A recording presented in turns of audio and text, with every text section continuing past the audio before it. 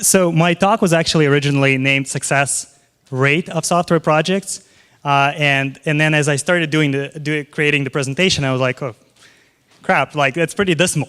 So we got to talk at least about the factors that build up into a successful project. So, and then I started thinking more of it, and then I'm like, well, really we're talking about failure factors in software projects. But I didn't want to be too negative, so it's success factors.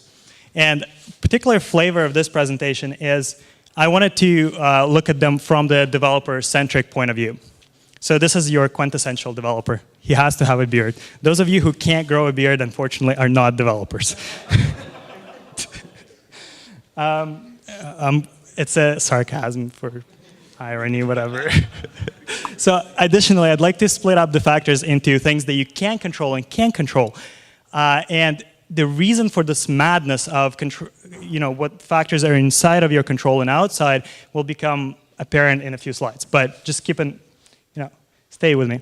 So things you control, things are like something like your own skill, right? You can get better as a developer. You can be an awesome developer. But that's something you have reasonable control over. You control technical implementation details. Is this important? Well, Fred Brooks says yes, but I will reluctantly disagree because Fred Brooks is awesome. But there's a variation of skill, but a lot of developers are able to ship software. So it doesn't really explain why so many projects fail. And so yeah. Let's look at things that are outside of your control. And I want to actually do this piece interactively and just show of hands. How many of you work on a negotiable, restricted, well-defined spec? There's one person. Whoa. Some of you don't even know what that means. Second question. How many of you get ample budget, as in resourcing, to actually get your job done? Well, one person. Two. Whoa, okay. Three, sorry.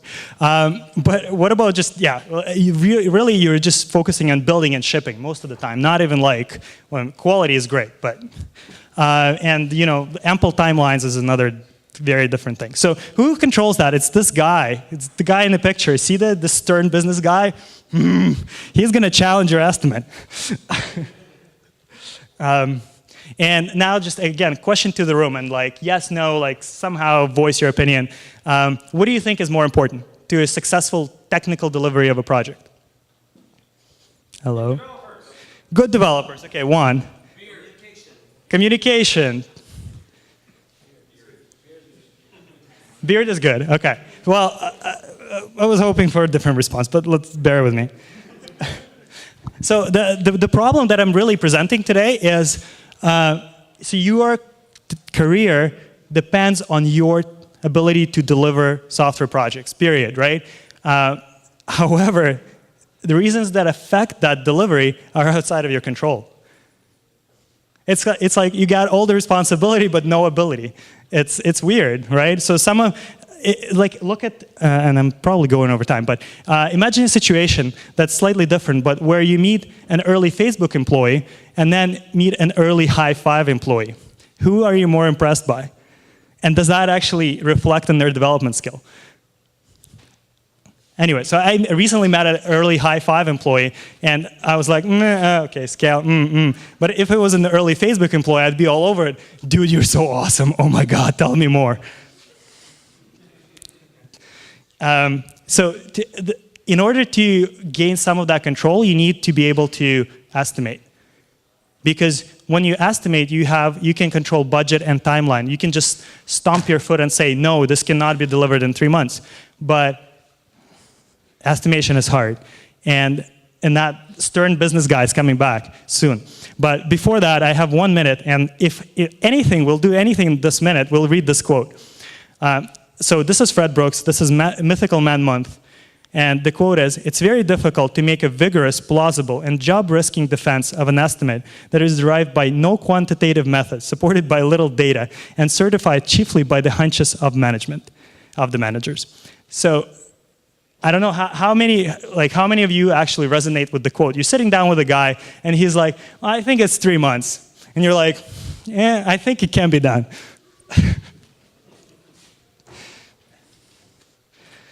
So you have only one secret power, and I'm being booted off the stage reluctantly, and I do not want to go. You can say no. You can say no, and none of us use it. You can say no to a client, or you can quit your job. That's your secret power. That's your, like, if you're a Superman, you're a software developer, you can choose not to work on something. I'm not gonna give up. Okay. So let's jump to the solution slide. Suck it up, or work with people who actually understand why software is hard, that estimates are hard, that you slip the deadlines, and who give you fluffy puppies for birthdays. I don't know. It's an open problem. I'd love to chat more about it. And Dimitri. Thanks a lot, Dimitri. So does anybody want to